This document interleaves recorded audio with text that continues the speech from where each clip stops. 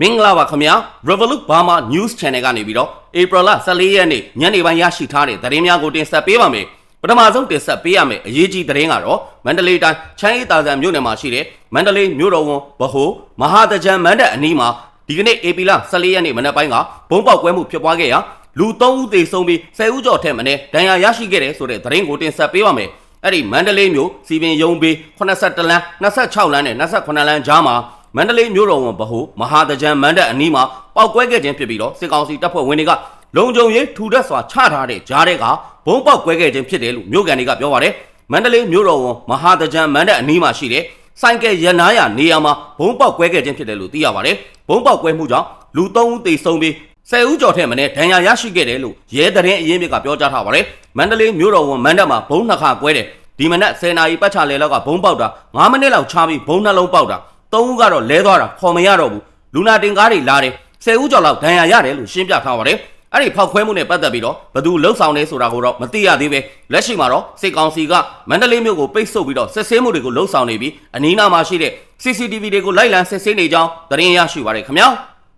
နောက်ထပ်တင်ဆက်ပေးရမယ့်သတင်းကတော့ April 14 ရက်နေ့ဒီကနေ့မနက်ပိုင်းမှာလက်နက်တွေနဲ့အတူမြန်မာနယ်ခြားဆောင်ရဲတပ်ဖွဲ့ဝင်9ဦးတို့ဟာဘင်္ဂလားဒေ့ရှ်နိုင်ငံဘက်အချမ်းကိုထွက်ပြေးသွားတယ်ဆိုတဲ့သတင်းကိုတင်ဆက်ပေးပါမယ်။ပြီးခဲ့တဲ့ရက်ပိုင်းတွေကလည်းရခိုင်တပ်တော် AA ကကျိန်ချောင်းကျေးရွာအနီးမှာရှိတဲ့အောင်စစ်ပြင်နယ်ခြားဆောင်ရဲတပ်ဖွဲ့ခွဲနခခ9ကိုဝင်ရောက်တိုက်ခိုက်ရာကနေထွက်ပြေးလာတဲ့သူတွေဖြစ်တယ်လို့ဒေသခံတွေကပြောပါတယ်။ကျိန်ချောင်းနယ်ခြားဆောင်တပ်နခခ9ဟာမောင်တော်မြို့နယ်မှာအကြီးဆုံးနယ်ခြားဆောင်စခန်းတစ်ခုဖြစ်ပြီးတော့အဲ့ဒီတပ်စခန်းကိုမက်စလာဇန်ကစပြီးတော့ရခိုင်တပ်တော် AA ကထိုးစစ်ဆင်တိုက်ခိုက်နေခဲ့ခြင်းဖြစ်တယ်လို့သိရပါတယ်။အဲ့ဒီနေကြားဆောင်ရဲတပ်ဖွဲ့ဝင်တွေဟာဘင်္ဂလားဒေ့ရှ်နိုင်ငံကော့ဘဇားခရိုင်တက်ကနာမြို့နယ်ချန်ချောင်းကျေးရွာကိုလက်နက်တွေနဲ့အတူဝင်ရောက်လာခဲ့ခြင်းဖြစ်တယ်လို့ဒေသခံတအုပ်ကပြောပါတယ်။ဒီကနေ့မနက်ပိုင်းမှာပဲဝင်လာတာပါ။ရခိုင်တပ်တော် AA နဲ့တိုက်ပွဲဖြစ်ပြီးတော့ဒီဘက်ကိုထွက်ပြေးလာကြတာပါ။လက်နက်တွေပါတယ်။လက်နက်တွေကိုတော့တပ်ဆိုင်ရာအာဏာပိုင်တွေကိုအပ်လိုက်တာကိုတွေ့ပါတယ်။နေကြားဆောင်အဖွဲ့ဝင်9ဦးပါတယ်။အရင်ရက်တွေကလည်းဝင်ရောက်လာတဲ့သူတွေရှိတယ်။ဒဏ်ရာရတဲ့သူတွေကိုတော့စေယုံပို့ဆောင်ထားတယ်လို့ပြောဆိုခဲ့ပါတယ်။ထွက်ပြေးလာတဲ့နေကြားဆောင်တပ်ဖွဲ့ဝင်တွေရဲ့ပြောဆိုချက်အရအဲ့ဒီတိုက်ပွဲတွေအတွင်းမှာ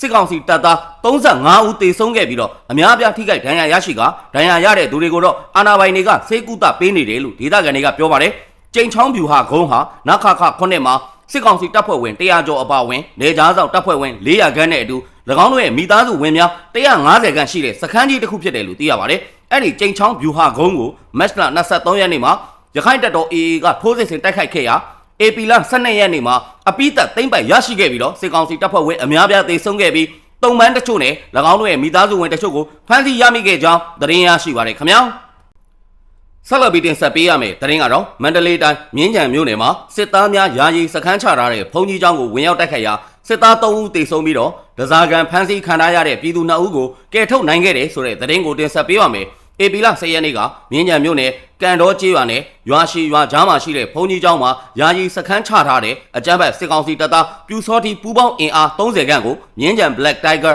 MPD တပ်ဖွဲ့ကလက်နက်ကြီးလက်နက်ငယ်တွေနဲ့ဝင်ရောက်တိုက်ခိုက်ရာအကြမ်းဖက်စစ်ကောင်စီတပ်သား3ဦးသေဆုံးပြီးတော့2ဦးဒဏ်ရာရရှိခဲ့တယ်လို့သိရပါတယ်။တခြားဖမ်းဆီးမှုတွေရှိမရှိတော့မသိဘူး။ကန်တော်ရွာနဲ့ရွာရှိရွာကြားမှာဘုံကြီးကျောင်းရှိပါတယ်။အဲ့ဒီဘုံကြီးကျောင်းမှာဒီကောင်တွေထိုင်နေတဲ့အချိန်ကျွန်တော်တို့ကလက်နက်ကြီးနဲ့ထုပြီးတော့ဝင်ရောက်ပြီးတော့ပြစ်ခတ်ခဲ့တာအဲ့လိုပြစ်တဲ့အချိန်မှာဒီကောင်တွေထွက်ပြေးသွားတာဒဇာကန်ပြည်သူ2ဦးကိုလည်းထားခဲ့တယ်အဲ့ဒီအချိန်မှာဒဇာကန်ပြည်သူ2ဦးကိုကယ်တင်နိုင်တာပါဒီကောင်တွေခုံပြီးတော့ထွက်ပြေးတဲ့ဘုံကြီးကျောင်းရဲ့အုတ်တိုင်းနေရာတွေမှာလည်းတွေးစားတွေကိုတွေ့နေရတယ်မနေ့ကဆေးကူနေရင်းနဲ့ဒီကောင်တွေဘက်က3ယောက်ကျသွားတယ်တယောက်က6ယောက်မှာပတ်တီးကြီးနဲ့ဒဏ်ရာရသွားတယ်လို့သိရတဲ့အတွက်သတင်းထုတ်ပြန်လိုက်တာပါလို့မြင်းကြံ Black Tiger MPD တပ်ဖွဲ့ကခေါင်းဆောင်ဘိုမိုက်ခဲကပြောကြားထားပါတယ်ဒါအပြင်အကြမ်းဖက်စစ်ကောင်စီတပ်သားတွေကဒဇာကန်အဖြစ်နဲ့ဖမ်းဆီးလာခဲ့တဲ့တောပုကျေးရွာကပြည်သူ2ဦးကိုလည်းကယ်ထုတ်နိုင်ခဲ့ပြီးအကြမ်းဖက်စစ်ကောင်စီတပ်သားတွေအုံပြုတဲ့60မမတာဝေးပစ်ပို့ရန်9ထုတ်ကိုလည်းသိမ်းဆည်းနိုင်ခဲ့တယ်လို့သိရပါတယ်အဲ့ဒီအကြမ်းဖက်စစ်ကောင်စီစစ်ကြောင်းဟာတလုံးမျိုးနဲ့စင်ချောင်းရွာကအကြမ်းဖက်စစ်သားတွေနဲ့ပြူစောထီများပူးပေါင်းထားခြင်းဖြစ်ပြီးတော့အခုအခါမှာတော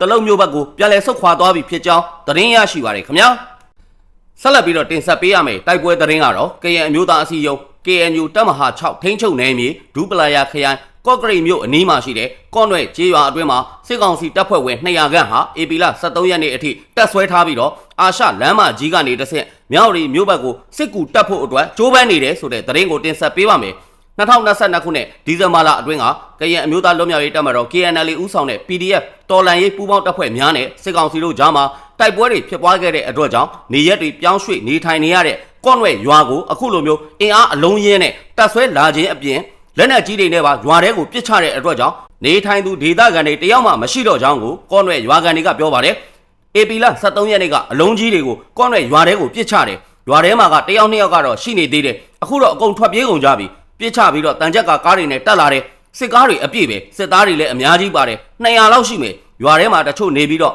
အာရှလမ်းမပေါ်ကိုတချို့ကဝင်တယ်လို့ရွာကန်အမျိုးသမီးတို့ကပြောပြလာပါတယ်။စစ်ကောင်စီတပ်များဟာပြီးခဲ့တဲ့နှစ်ဒီဇင်ဘာလကုန်ပိုင်းကတော်လိုင်းရေးတပ်ဖွဲ့များဖောက်ခွဲဖျက်ဆီးမှုကြောင့်ပြိုကျပျက်စီးသွားတဲ့အာရှလမ်းမကြီးပေါ်မှာရှိတဲ့ကော့နွဲ့ရွာတရားကိုပြန်လည်ပြုပြင်ပြီးတော့လမ်းမကြီးပေါ်ကိုတက်ဖို့ကြိုးပမ်းနိုင်တယ်လို့ကော့နွဲ့ရွာအတွင်းမှာရှိနေတဲ့အချိန်မှာတစ်ချိန်အာရှလမ်းမကြီးပေါ်မှာတက်ဖို့ကြိုးစားနေတဲ့အချိန်မှာတစ်ချိန်တော်လိုင်းရေးတပ်ဖွဲ့တွေကဂျားဖြတ်တိုက်ခိုက်ခြင်းခံရကြောင်းကိုဒေသခံတွေကပြောပြလာပါတယ်အဲ့ဒီအမျိုးသမီးကဆက်လက်ပြီးတော့ကော့နွဲ့ရွာထိပ်ကတရားပြတ်သွားပြီဆိုပေမဲ့တံပြားနဲ့ပြန်ခင်းရင်တော့သွားလို့ရမရတော့မသိဘူးမနေတော့ကလည်းတခါတော်လိုင်းရေးတပ်ဖွဲ့တွေကသူတို့ကိုလာတိုက်သေးတယ်သူများလာမတိုက်ခင်ကလေးကလက်နက်ကြီးနဲ့ပစ်ချတာသူတို့ကအာရှလမ်းဘက်ကိုတခါပြန်တက်တော့လဲသူများတွေကလာတိုက်သေးတယ်အဲ့ဒီတုန်းကလည်းလက်နက်ကြီးနဲ့ပစ်တာပဲလို့ပြောပြလာပါတယ်မြောက်ရီမြို့အပြင်ဘက်မှာရှိတဲ့စစ်ကောင်စီရဲ့ခြေလင်းတရင်ခလာရ205ကိုပြီးခဲ့တဲ့ AP လ17ရက်နေ့ကကရင်အမျိုးသားလွတ်မြောက်ရေးတပ်မတော် KNL ပူးပေါင်းတပ်ဖွဲ့ကသိမ်းပိုက်နိုင်ခဲ့ပြီးတော့စစ်ကောင်စီဟာမြို့ကိုပြန်လည်ထိန်းချုပ်နိုင်ဖို့အတွက်မော်လမြိုင်တထုံဖအံဘက်ကနေတဲ့စစ်အင်အားအများအပြားကိုစစ်ကူပို့ဆောင်ဖို့အတွက်ကြိုးပမ်းနေတယ်လို့သိရပါတယ်။ဒါ့အပြင်၎င်းတို့တက်လာရလမ်းကြောင်းမှာရှိတဲ့ကျုံတိုးချောင်းဖျား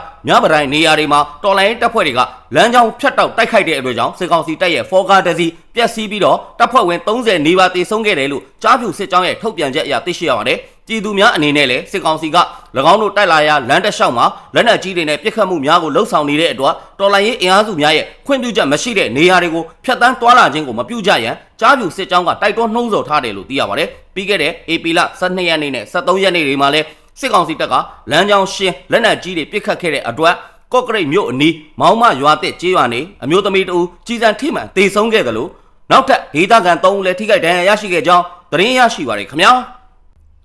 နောက်ထပ်တင်ဆက်ပေးရမယ်သတင်းကတော့တနင်္လာရီတိုင်းလောင်းလုံးမြို့နယ်မောင်းမကန်ရဲစခန်းကိုရိတ်ခါလာပို့တဲ့အကြမ်းဖက်စစ်ကောင်စီရဲ့ရင်နှန်းကိုတော်လိုင်းတပ်ဖွဲ့တွေကမိုင်းဆွဲတိုက်ခိုက်ရာစစ်ကောင်စီတပ်သား3ဦးသေဆုံးခဲ့တယ်ဆိုတဲ့သတင်းကိုတင်ဆက်ပေးပါမယ်AP လ12ရက်နေ့မနက်8:45မိနစ်အချိန်မှာလောင်းလုံးမြို့နယ်မောင်းမကန်ရဲစခန်းကိုရိတ်ခါပို့ပြီးတော့ပြန်လာတဲ့အကြမ်းဖက်စစ်ကောင်စီတပ်သားတွေလိုက်ပါလာတဲ့ကား3စီးကိုလောင်းလုံးမြို့နယ်ပြည်သူ့ကာကွယ်ရေးတပ်ဖွဲ့မှရှိတဲ့ဇုံအသီးသီးကရဲဘော်တွေကပူးပေါင်းပြီးတော့မိုင်းဆွဲတိုက်ခိုက်ခဲ့ခြင်းဖြစ်တယ်လို့သိရပါတယ်။အဲ့ဒီမိုင်းဆွဲတိုက်ခိုက်ခြင်းကြောင့်အကြမ်းဖက်စစ်ကောင်စီတပ်သားတွေလိုက်ပါလာတဲ့ဒုတိယမြောက်ကားတစ်စီးထိမှန်ခဲ့ပြီးတော့မိနစ်အနည်းငယ်ကြာအောင်အပြန်အလှန်ပစ်ခတ်မှုတွေဖြစ်ပွားခဲ့ကတော်လိုင်းရေးရဲဘော်တွေကတော့အထိကိမရှိပြန်လည်ဆုတ်ခွာနိုင်ခဲ့တယ်လို့သိရပါတယ်။မိုင်းဆွဲတိုက်ခိုက်မှုကြောင့်အကြမ်းဖက်စစ်ကောင်စီတပ်သား3ဦးသေဆုံးခဲ့ပြီးတော့သေဆုံးသွားတဲ့စစ်ကောင်စီတပ်သားအလောင်းတွေကိုတောရှည်ရွာမှာထားခဲ့ကဒဏ်ရာရတဲ့စစ်သားတွေကိုတော့ဒဝယ်မြို့ကိုဆက်လက်ပြီးတော့တေဆောင်သွားတယ်လို့သိရပါတယ်။တေဆုံးသွားတဲ့စစ်သားအလောင်းတွေကို AP လ14ရက်နေ့မှာတောရှည်ရွာတင်းချိုင်းမှာမြုပ်နှံလိုက်တယ်လို့လောင်းလုံးမြို့နယ်ပြည်သူ့ကာကွယ်ရေးအဖွဲ့ကပြောဆိုထားကြောင်းသတင်းရရှိပါရခင်ဗျာ။